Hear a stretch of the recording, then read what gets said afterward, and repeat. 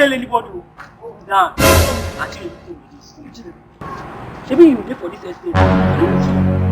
Like it. Oh, nah, Bobo. Yes, but you know what you go so. No total. Wait for me. I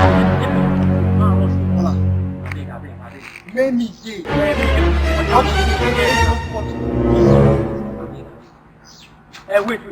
No go. Oh, many. Wait. Make you go. Yes. I'll find something to come back. With my guy now. Hey! My guy. I hear me, but me. Shut up, man, watch. Only watch. Do that. Yeah, do. Anybody will come, don't you let them touch the food. Yeah, I beg. You know my person. I go help you watch am.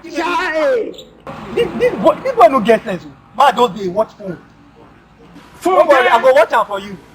Funke! You go set me too. Ah! I go watch am. You go come see the phone here.